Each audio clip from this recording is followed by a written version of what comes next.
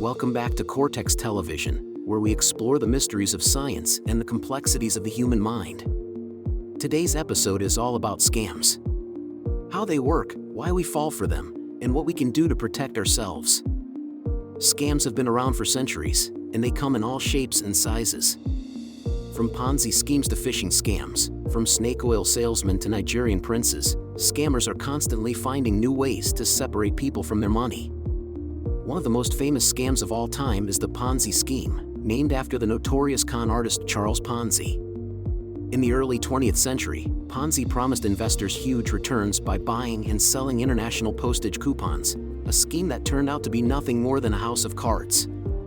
Today, Ponzi schemes are still alive and well, and they've taken on new forms. One of the most popular scams of recent years is the cryptocurrency scam, where scammers promise investors huge returns on their Bitcoin or other digital currencies. Another common scam is the phishing scam, where scammers try to trick you into giving them your personal information by posing as a legitimate company or organization. They might send you an email that looks like it's from your bank, asking you to click on a link and enter your login credentials. And let's not forget about the tech support scam, where scammers call you out of the blue and claim that your computer is infected with a virus.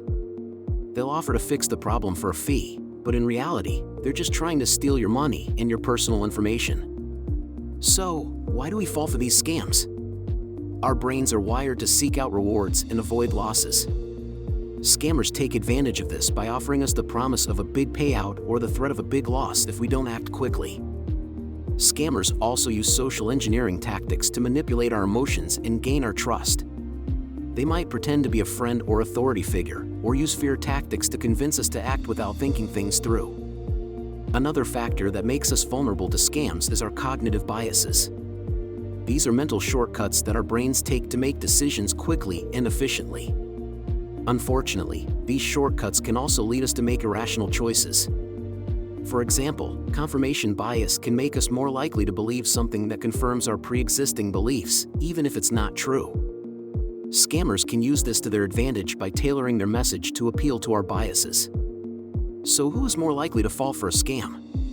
While anyone can fall for a scam, there are certain groups of people who are more vulnerable than others.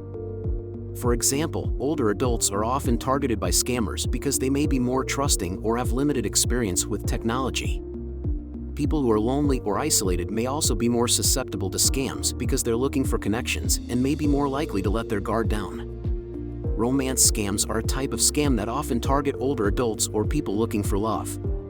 Scammers create fake profiles on dating sites and use emotional manipulation to convince their victims to send them money or personal information. Other common scams that target vulnerable populations include charity scams, where scammers pose as a legitimate charity and ask for donations, and grandparent scams, where scammers pretend to be a grandchild in trouble and ask for money. The good news is that we can protect ourselves by becoming more educated and aware of these tactics. By understanding how our brains work and learning to recognize the signs of a scam, we can avoid falling victim to these traps.